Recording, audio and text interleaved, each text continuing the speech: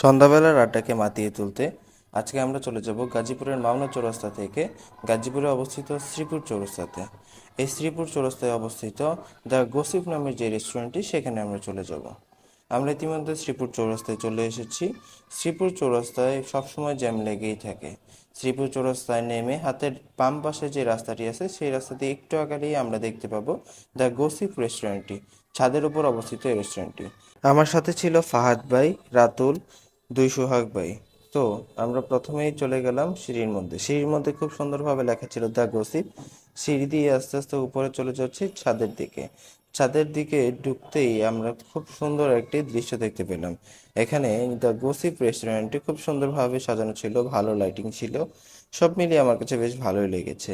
আপনাদেরকে যদি একটু দেখাই, পরিবেশটি এমন ছিল, খুব শান্ত, খুব নির্মল পরিবেশ, মৃদু বাতাস, সবকিছু মিলিয়ে যেন এক অনন্য মনোরম পরিবেশ সৃষ্টি করেছে। আপনাদের বসার জন্য একটি দোলনা আছে, যেখানে আপনি বসে নানা ধরনের ছবি তুলতে পারবেন, পাশাপাশি খুব আরাম করে বসে এখানে আয়েশও করতে পারবেন।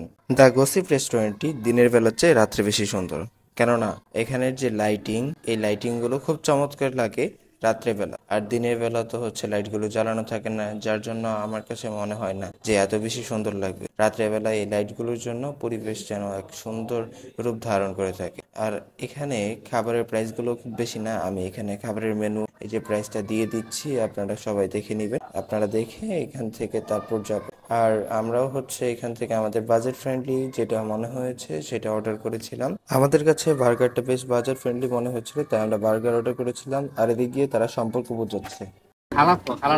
খালার জামাই এটা তোমার জামাই বেড়া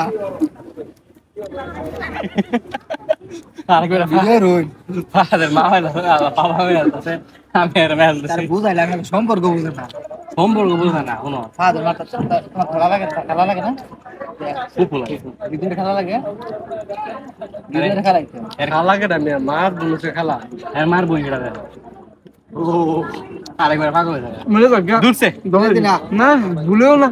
রাতুলের যে হাসি আর সোহাগ ভাইয়ের সম্পর্ক না বোঝার বিষয়টা নিয়ে আমরা বেশ মজা করেছি। সর্বশেষ আমাদের খাওয়া দাওয়ার শেষে রাত 10টা বেজে গিয়েছিল, তাই আমরা দেরি না করে চলে গেলাম আমাদের বাসার উদ্দেশ্যে। তো এই ছিল আমাদের শ্রীপুর চৌরাস্তায় অবস্থিত গসিপ রেস্টুরেন্টের সম্পূর্ণ ভিডিও। আপনাদের কাছে কেমন লেগেছে অবশ্যই কমেন্ট করে জানাবেন। দেখা হবে পরের আরেকটি ভিডিও নিয়ে। সবাই ভালো থাকবেন। আল্লাহ হাফেজ।